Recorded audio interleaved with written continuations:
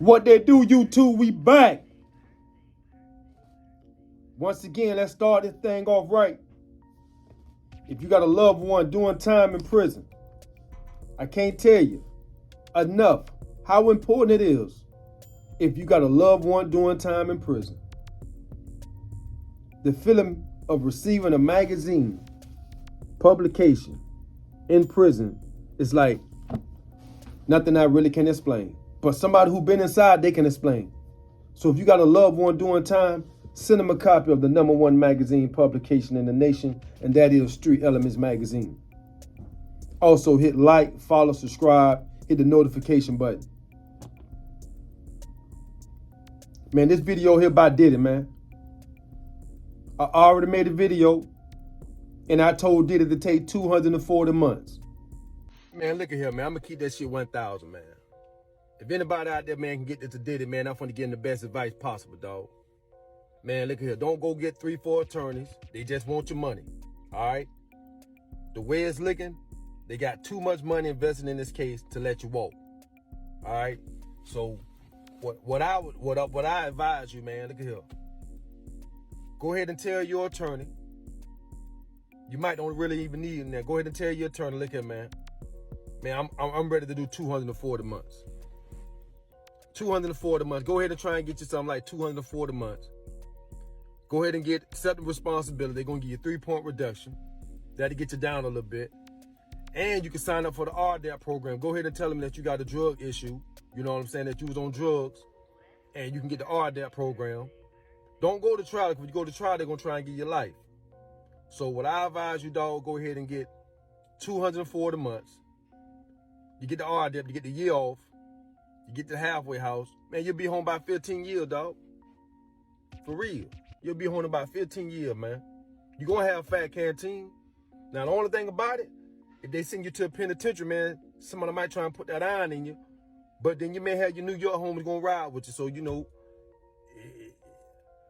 I'm just telling you what it is, dog. They may send you to a medium or low. You may first time offender, I don't know. But go ahead and cop out the 240 months, man. Make it happen or you cap it. And the reason why I told Diddy to take 240 months, because I want to see the man free. So everybody think I'm just saying take 240. No, bro. They trying to give him life right now. And I want to see the man free, man. And I ain't saying I condone nothing he done from what the allegations say. But I know what the real scheme is. And it ain't about Diddy running no trains, my nigga.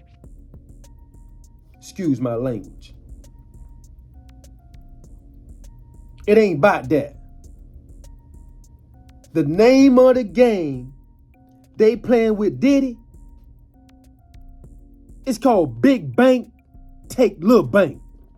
P. Diddy has garnered a lot of enemies over the past few months, the biggest being the United States government and its new criminal investigation against him. But his biggest enemy came in May of 2023 when he filed a multi-billion-dollar lawsuit against the alcoholic beverage company Diageo.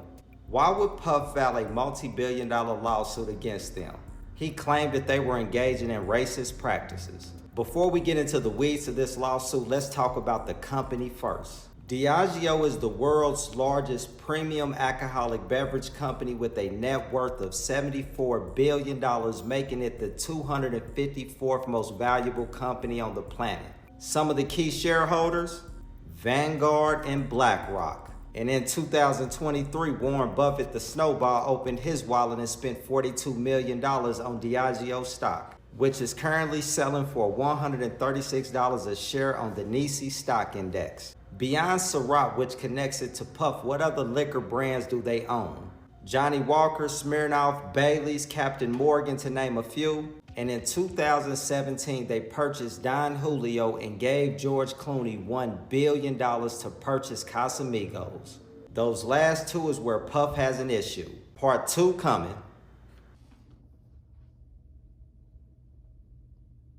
That's the game they playing with Diddy. Big bank, take little bank.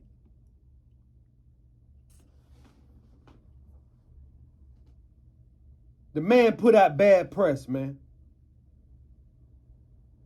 Diddy put out bad press on that company, Diageo. Bad press, bruh. So what they giving him?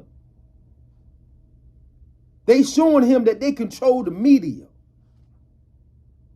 So he gave them bad press. What they giving him in return? More bad press. Say today's indictment reads like a mob indictment. What was most shocking to you of all these allegations? Yeah, the fact, Jake, that the government in this indictment presented evidence alleging that Sean Combs was running a criminal enterprise, and they actually named it in the indictment, the Combs Enterprise. And they said that this enterprise consisted of him as the alleged leader, his employees, assistants, staff, allegedly, that were able to procure women and alleged male sex workers to engage in performances for his own sexual gratification. Where it differs from a mob indictment, it has all the elements of putting together this racketeering allegation of all these moving pieces using resources from his businesses.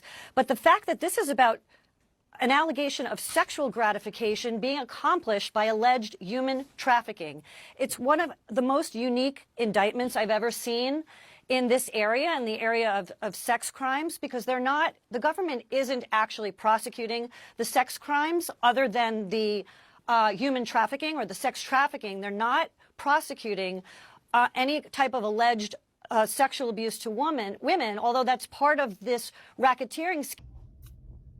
The allegations that and let me slow up for a minute.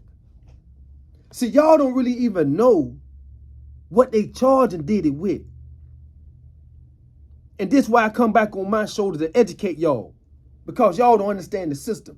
This way it falls back on me to take my expertise in the streets, state and federal prison, not to brag about it, but I understand what the system is really designed to do.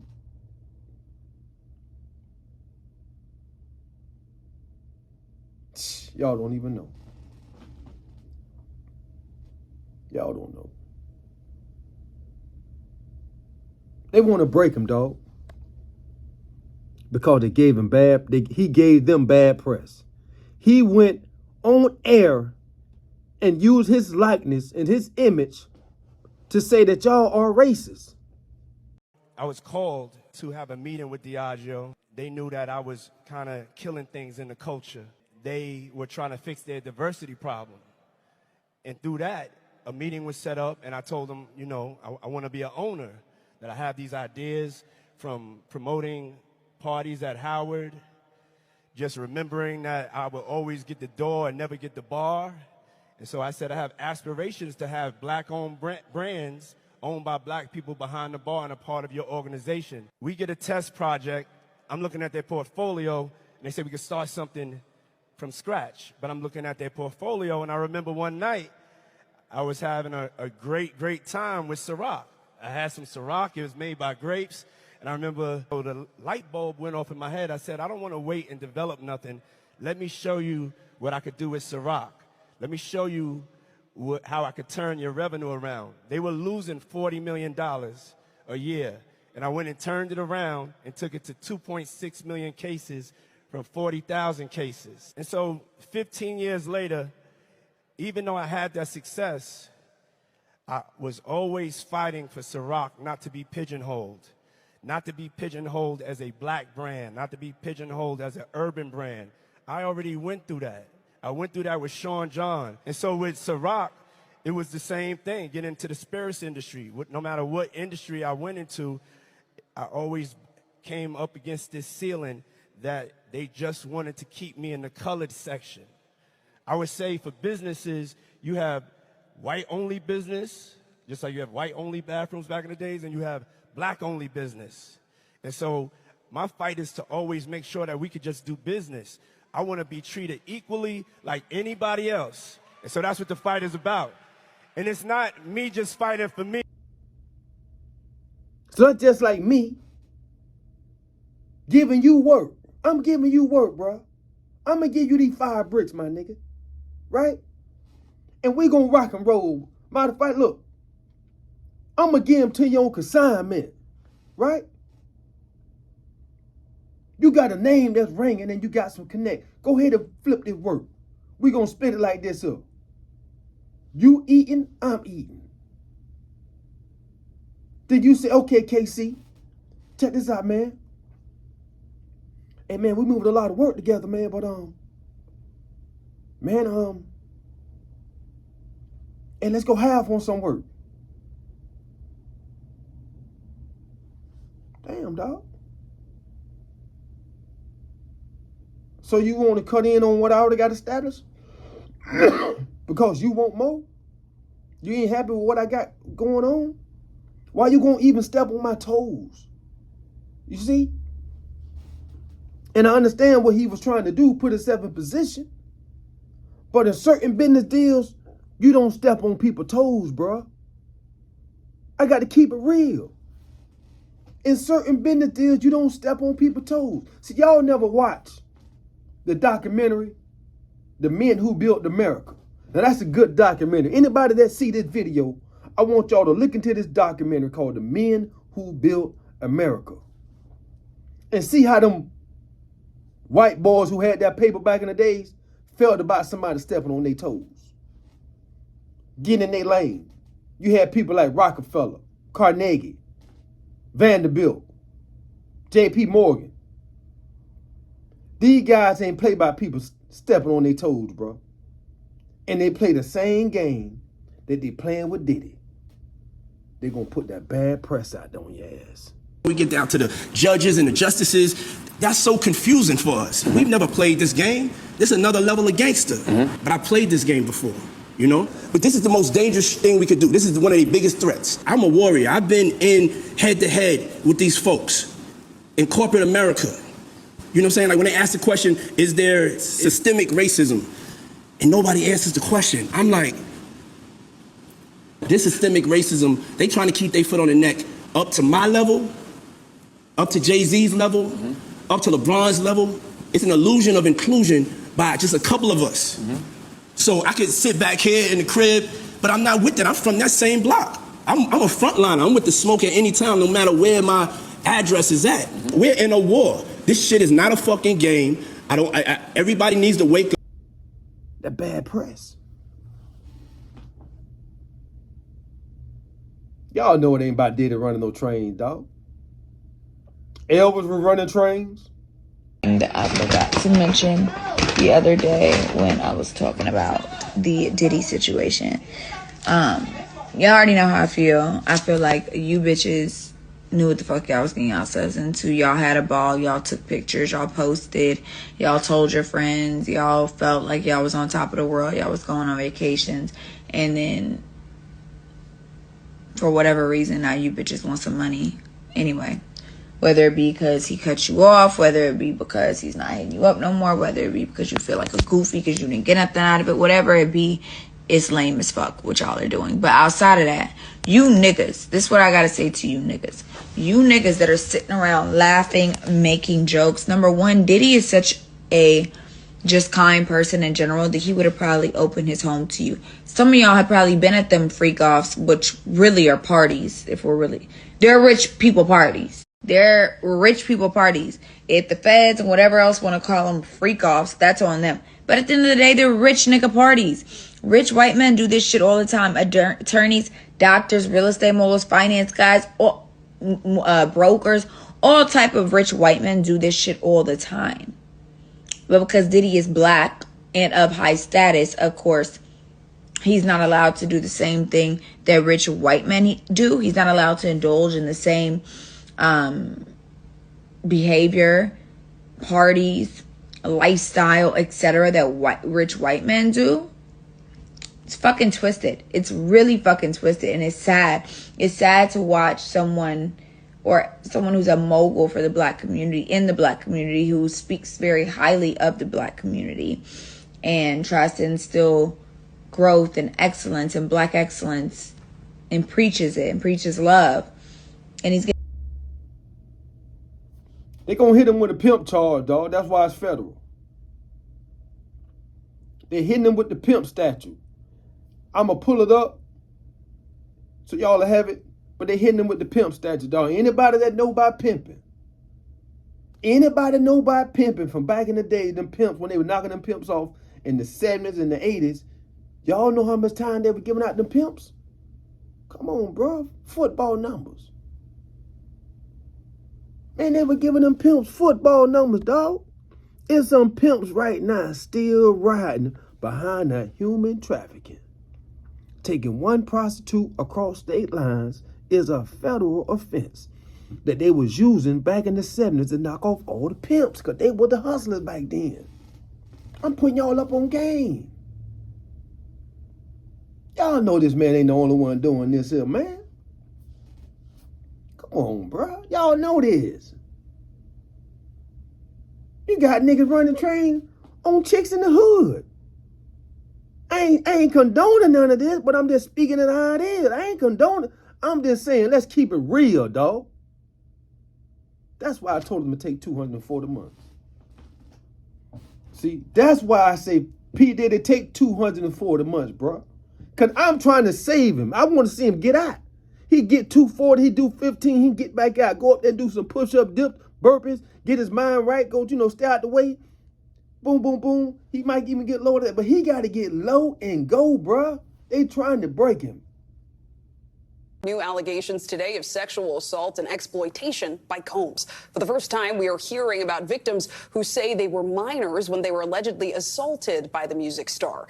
The youngest allegedly just 9 years old. The allegations were revealed today by attorneys representing more than 100 alleged victims who are preparing to sue. So let's bring in NBC News entertainment correspondent Chloe Malas right now. So Chloe, we know there is currently a press conference underway. We do have a live picture of that. Can you just walk us through these new allegations and tell us if we've heard from Combs yet? So the individual that you see on the screen right now, that is an attorney based out of Houston, Texas, and his name is Tony Busby. He's been a part of some very well-known litigation over the years involving a BP oil spill, even involving the Astroworld Music Festival crisis where some individuals were killed during a stampede. So he...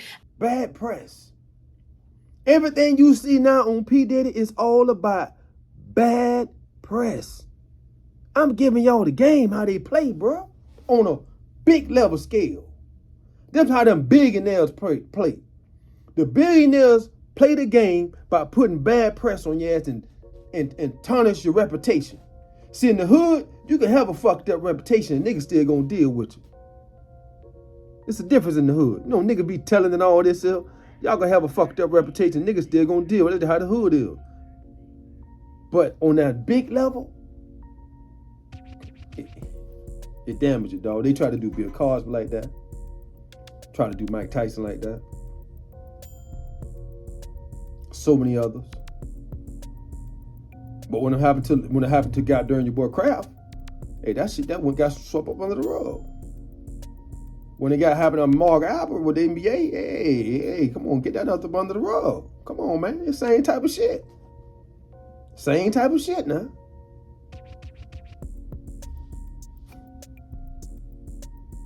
So I'm just putting y'all up on game, man, because I know y'all gonna see a lot of stuff about Diddy. They gonna try and bury him, dog. I was hoping that the man be able to get out of prison, man, but I don't think they gonna let him out, bro. This shit looking bad and better every motherfucking day. I'm just keeping it 1,000. It's looking bad and better, bro. It don't look good, man. It don't look good for the boy.